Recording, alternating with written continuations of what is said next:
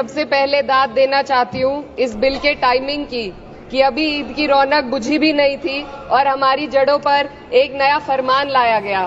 पहले उत्तर प्रदेश में मुसलमानों को नमाज पढ़ने पर रोक लगाई और फिर सौगात में ये बिल लाया गया। निसार में तेरी गलियों पे है वतन, जहाँ चली है रिवाजो गैर कि कोई ना सर उठाकर चल सके।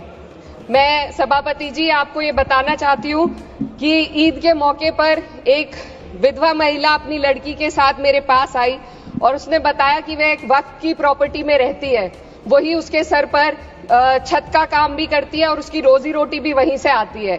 वो इस बिल को लेकर इतनी फिक्रमंद थी कि कहीं उससे वो उसकी संपत्ति ना छीन ली जाए।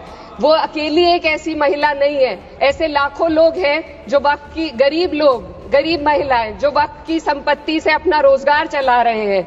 और ये जो वक्फ बाय यूजर क्लॉज के हटाने से लाखों वक्फ की जायदाद अपना स्टेटस खो देंगी और लाखों लोग इसी तरीके के लोग सड़कों पर आ जाएंगे। वक्फ क्या है? वक्फ बाय यूजर क्या है? इसका ये मतलब है कि कोई जायदाद अगर सालों से दीन और भलाई के कामों के लिए इस्तेमाल हो रही हो तो वो खुद ब खुद वक्फ मानी जाएगी। हिंदुस्तान की अदालतों ने भी इस बात को तस्लीम किया है।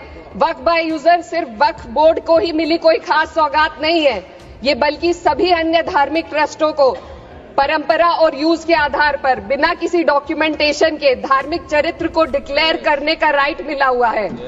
भारत के संविधान के आर्टिकल 13 क्लॉज 3 में कस्टम और यूसेज को कानूनी वैधानिकता प्रदान करता है। इसी आर्टिकल से वक्फ बाय यूजर भी निकला गया है। इस बिल के कानून बनने पर वक्फ बोर्ड तो इस प्रोविजन से हाथ धो बैठेगा, लेकिन अन्य धार्मिक ट्रस्टों को यह सुविधा जारी रहेगी। इससे भारतीय संविधान के आर्टिकल 14 और 15 का सीधा उल्लंघन है, जो धर्म और जाति के आधार पर भेदभाव और कानून के सामने सभी की बराबरी पर जोर देता है।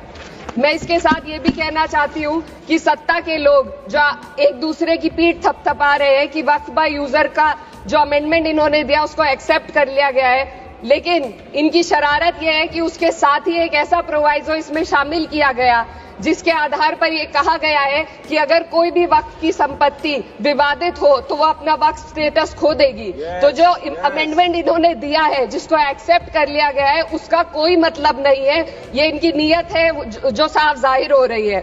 सोने पर सुहागा एक काम और किया है। सरकार ने वक्फ की कानून के सेक्शन 107 को हटाकर लिमिटेशन एक्ट में 12 साल तक ही किसी के खिलाफ अदालत में जाने का प्रोविजन है। सेक्शन 107 में बोर्ड को लिमिटेशन एक्ट से राहत मिली हुई थी। वक्फ बोर्ड कभी भी अवैध कब्जाधारियों के खिलाफ अदालत जा सकता था। अगर ये सेक्शन ना हो तो अवैध कब्जा करने वाले लोग कानूनी प्रक्रिया का फायदा उठाकर वक्फ की प्रॉपर्टी को हड़प सकते हैं। अन्य धार्मिक ट्रस्टों पर भी ये लिमिटेशन एक्ट लागू नहीं होती, तो फिर वक्फ बोर्ड के साथ ये सौतेला रवैया क्यों किया जा रहा है? धर्म को देखकर दोहरी नीति क्यों अपनाई जा रही है? सेक्शन 107 और वक्फ बाय यूजर को अगर एक साथ पढ़ा जाए तो इससे लाखों वक्फ की प्रॉपर्टी पर कब्जा किया जाएगा। इसलिए ये बिल मुसलमान की भलाई का नहीं बल्कि उनके वजूद और विरासत को मिटाने का बिल है। हिंदुस्तान में बहुत सारे धार्मिक ट्रस्ट हैं जिसमें उस खास मजहब के लोग शामिल होते हैं और उसका इंतजाम करते हैं। और ये बात समझ में आने वाली भी है, क्योंकि जो व्यक्ति अपने मजहब के रीति रिवाज को जितना अच्छे से समझ सकता है, किसी अन्य मजहब का व्यक्ति नहीं समझ सकता। आर्टिकल 26 क्लॉज 2 के तहत धार्मिक संप्रदायों को अपने मजहबी इदारों के एडमिनिस्ट्रेशन का हक देता है, लेकिन वक्फ बोर्ड के बारे में इसको उल्टा किया जा। Sir 2 minute sir please 2 minutes. सरकार इसे एक सेक्युलर बॉडी मान रही है और इसमें गैर मुस्लिमों को शामिल करने की बात कह रही है। आपके मुंह से सेक्युलरिज्म की बात सुनकर अच्छा लगा, लेकिन अगले ही पल ये भ्रम टूट जाता है, क्योंकि आपको सिर्फ दान देने के लिए प्रैक्टिसिंग मुस्लिम का आपने क्लॉज डाला है, लेकिन बोर्ड में बैठने के लिए मुस्लिम होने की कोई आपकी क्लॉज नहीं है। तो इससे आपकी जो दोहरी नीति है वो साफ जाहिर होती है। ये वही सरकार है जिसने राम जन्मभूमि ट्रस्ट में ये लिख दिया कि जिला अधिकारी भी अगर होगा तो हिंदू होना चाहिए। कोई मुझे बताए कि वहां पर सेक्युलरिज्म का रस क्यों नहीं घोला गया? सर आखिर में मैं अपनी बात को खत्म करने से पहले महिलाओं का मुद्दा बार बार उठाया जा रहा है। सरकार का कहना है कि बोर्ड में मुस्लिम महिलाओं को रिप्रेजेंटेशन देंगे। इस कानून से पहले भी मुस्लिम महिलाएं बोर्ड में मेंबर रह चुकी हैं और मिनिमम 2 का प्रोविजन था, उससे ज्यादा भी हो सकती थी।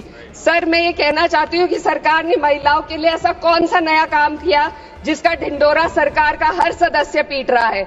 इस बात की तायीद अगर आपकी तरफ से कोई मुस्लिम महिला करती तो हम उसका यकीन भी करते, लेकिन अफसोस आपकी इतनी लंबी कतार में एक भी मुस्लिम महिला नजर नहीं आती है। सर,